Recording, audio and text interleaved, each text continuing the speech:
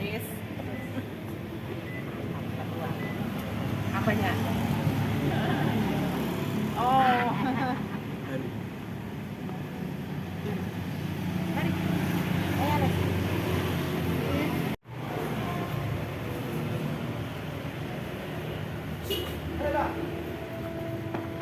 Emang di atas? Iya, di atas. Mari, keluar. Siap.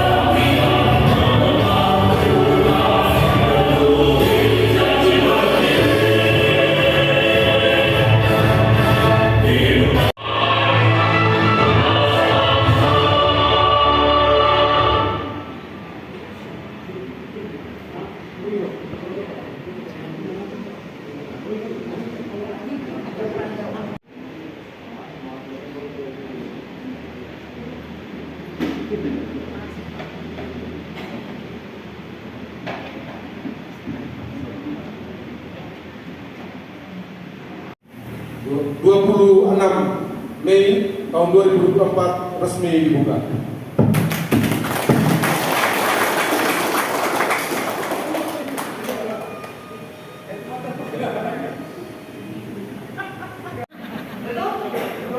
Betul-betul brutal, dan saya juga merasakan sendiri bersama Bro dan Sis, karena saya berjalan bersama-sama kita semua. Saya juga seorang caleg, dan dalam kategori ini saya caleg gagal. Ya, nah mungkin ada yang perlu saya sampaikan sedikit. Bro dan Sis banyak yang belum mengenal saya, betul? Betul ya, tidak apa-apa. Mari kita mengenal sekarang. Nama saya Sis Jane Natalia Suryanto, biasa dipanggil Sis Jane. Saya adalah Ketua Dewan Pembina untuk PSI Nusa Tenggara Timur. Ya. Bro Sis mungkin tanya, ini siapa sih Sis pembina yang mukanya seperti kurang matahari ini? Saya sudah berada di PSI sejak awal pendirian partai ini. Ya. Sejak awal pendirian partai ini saya sudah bersama dengan PSI. Hanya saja saya di PSI Jakarta. Tahun 2021 saya mulai berkelana di NTT ini dalam arti pencalekan. Ya. Tapi sebenarnya saya masuk ke NTT tahun 2015. Pada saat itu saya baru pulang dari luar negeri. Setelah 20 tahun tinggal di luar negeri, saya kembali ke Indonesia. Saya tahun 2013 masuk pelayanan di Papua. 2015 saya masuk ke NTT, saya masuk ke pulau yang namanya Pulau Sumba. Nah di situ saya jatuh cinta pada NTT sampai sekarang. Mau ngapain di Sumba waktu itu? Nah pada saat itu kami masuk dalam pelayanan misi gereja. Jadi saya itu melakukan pelatihan untuk para guru, terutama guru-guru matematika. Ada 5.000 guru yang akhirnya kami latih. Salah satu guru yang ada Pak Gerson, itu di kepala sekolah terbaik di Indonesia dari NTT, dari Sumba Timur. Itu adalah guru binaan kami. Dari berita itu saya melihat banyak infrastruktur yang kurang. Contohnya anak-anak kalau sekolah itu, anak-anak kecil mereka sekolah itu 2 jam. Sampai sekolah mereka capek. Akhirnya orang tuanya melarang mereka sekolah. Akhirnya karena kita harus terobos, ada sungai besar di situ, kita bentuk yang namanya perahu. Saya beli sendiri dari Surabaya, perahu fiber, 2 buah perahu, dan menghemat waktu 20 menit pergi ke sekolah. Ya. Sehingga anak-anak tidak putus sekolah. Dari sana berlanjut lagi ke program beasiswa untuk mahasiswa. Ini kita lihat nih, anak-anak ini banyak yang tidak sekolah karena kurang biaya. Bukan kurang pintar, kurang biaya. Akhirnya kita bentuk program beasiswa. Saya pribadi sudah punya anak beasiswa 73 anak yang saya sekolahkan sampai lulus. Ada yang sudah kerja, yang sekarang lagi di Jerman, ada yang kemarin memberitahu saya, Ibu, saya dapat hadiah 10.000 euro di informatika. 10.000 euro itu 180 juta. Lalu saya bilang, Evil, kamu adalah kunci untuk menstop kemiskinan di keluarga kamu. Satu orang kita tolong, dia tolong keluarganya. Satu orang kita tolong, dia tolong keluarganya. Satu orang kita tolong, dia tolong keluarganya. Itu adalah kunci dari pelayanan. Nah, zaman saya pelayanan, Bro dan Sis, kalau apa yang kita lakukan di tangan kiri, di tangan kanan nggak perlu pamer, betul? Tapi karena nasib kita sebagai caleg tuh, orang suka tanya, apa yang sudah kau kerjakan di gereja ini, kita harus pamer sedikit. Meskipun saya agak malas untuk pamer. Pada saat itu, Seroja datang, jembatan di sana hancur, jadi orang kalau mau jalan itu putar ya. Atau anak-anak kecil itu lewat batang pohon sepe. Tahu pohon sepe? Pohon itu kulitnya udah agak lepas, karena pohon kan kulitnya licin. Nah, anak kecil itu kalau lewat jembatan, mereka akan lewati tanpa takut. Zoom. Mereka bangga bisa lewati jembatan, karena bagi mereka itu main-main. Mereka lupa, begitu kepleset langsung ketemu Tuhan. Karena di bawah batu karang. Kita ajukan 1 bulan tidak ada jawaban, 2 bulan tidak ada jawaban, 3 bulan tidak ada jawaban.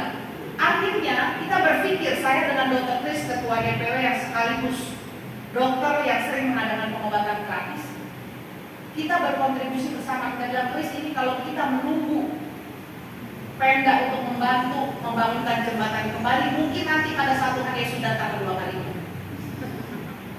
Jadi baiklah kita membangun jembatan. Akhirnya kita bangun jembatan itu pakai dana pribadi. Ya, yang akhirnya kita namakan jembatan solidaritas. Banyak pelayanan yang sudah saya lakukan. Contohnya saya lakukan ambulans gratis. Jadi supirnya saya gaji, operasional ambulans dari saya, servis juga dari saya. Betul-betul mengangkut jenazah dari bandara atau dari rumah duka ke keluarganya di kampung. Senang atau tidak saya dengan klien ini? Sendiri, terutama saya yang sudah di partai ini sejak awal pendirian. Saya kalau di dapil saya punya 185 tandem. Semua saya yang sponsori dalam pergerakan kita. Akhirnya apa?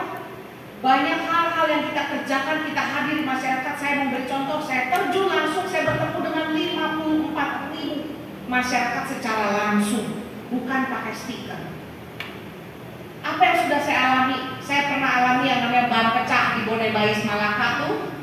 Saya pernah tidur di bambu bulat di Sumba Barat Daya, habis anginnya enak, saya juga sudah capek, saya tidur aja di bambu di rumah panggung masyarakat. Ya. Saya pernah harus pipis di samping kandang babi karena tidak ada WC lagi. Ada juga WC-nya yang tidak ada pintu. Akhirnya saya suruh laki-laki, kamu jagain balik badan sana. Pernah juga saya lagi beristirahat, tiba-tiba terkena rintik-rintik hujan dan akhirnya saya harus kabur. Semua itu sudah saya alami. Saya keluar masuk kampung, saya hafal sekali berapa jumlah desa di dapil saya, dan saya tahu persis topografi yang saya alami. Karena itu saya bilang, tim yang kemarin menangis, perjuangan kita belum selesai, kita maju ke pilkada.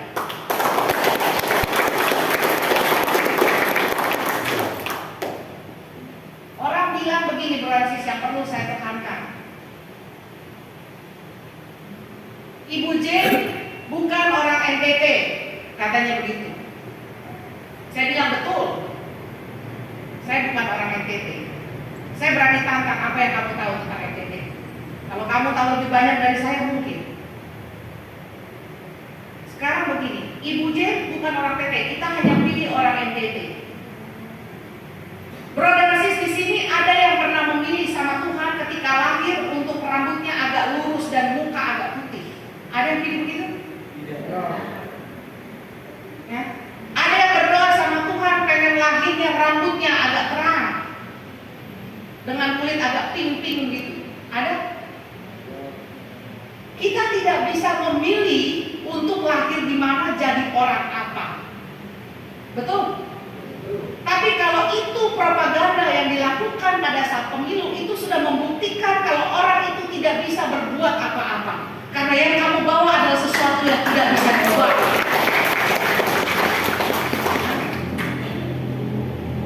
Saya tidak bisa memilih sama Tuhan untuk lahir keturunan apa, dengan kulit apa, dan rambut air. Karena lurus dengan rambut air. Tapi kalau cinta itu kita bisa memilih, betul tidak? Betul. Ya. Saya bisa memilih untuk maju dari Jakarta, tapi saya lebih memilih untuk maju dari NTT karena saya merasa Jakarta tidak kekurangan. NTT masih banyak kekurangan dan saya masih bisa membantu. Jadi kalau Bro dan Sis nanti dihadapkan pada masyarakat yang mengatakan jangan pilih orang yang bukan orang NTT, kamu tanya sama dia apa yang orang NTT bisa lakukan. Betul? Betul. Itu kita harus bisa mempertahankan harga diri kita. Bro dan Sis, saya tidak pernah membedakan. Satu hal yang saya bedakan sebagai ketua pembina itu tugasnya cuma dua. Satu membina, satu membinasakan. Setuju? Karena itu saya tidak membedakan masalah warna kulit, keriting, tato di mana-mana. Saya sudah alami semua itu. Ya, saya tidak pernah membedakan itu semua. Saya tidak pernah membedakan manusia apapun. Saya pernah tinggal di 65 negara.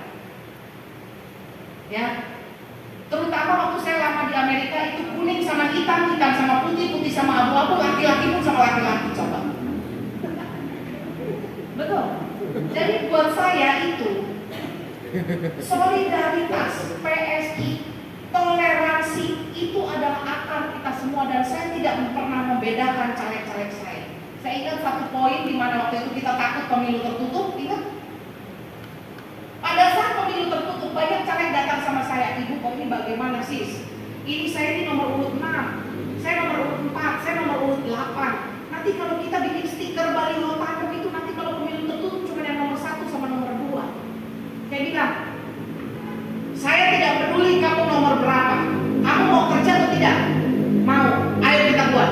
Saya buat semua atributnya, tidak peduli nomor berapa. Masalah terbuka atau tertutup bukan urusan kamu, itu urusan KPU, urusan MK. Tapi yang pasti urusan kita adalah kerja dan kamu adalah caleg, kamu harus kerja nomor berapapun itu.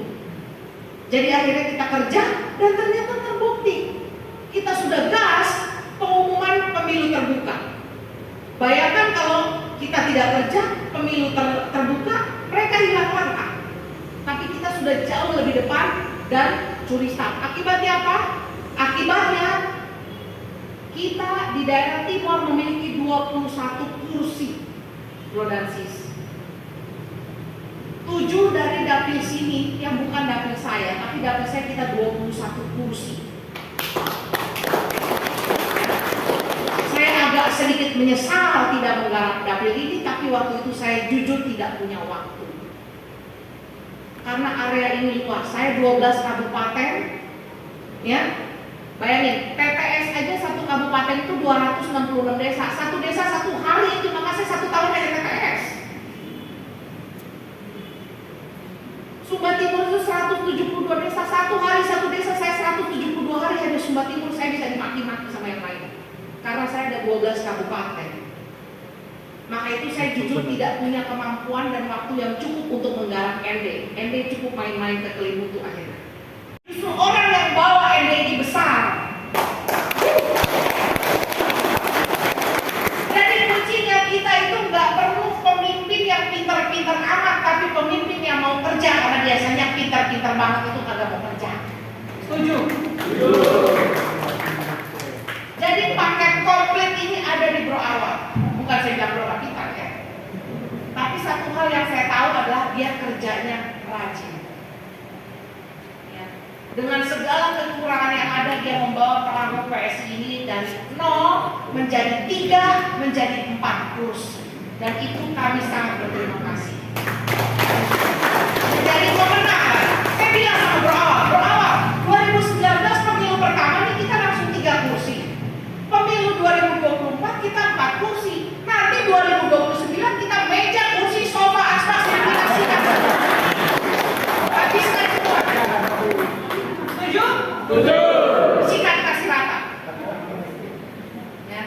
Siap dukung perawat?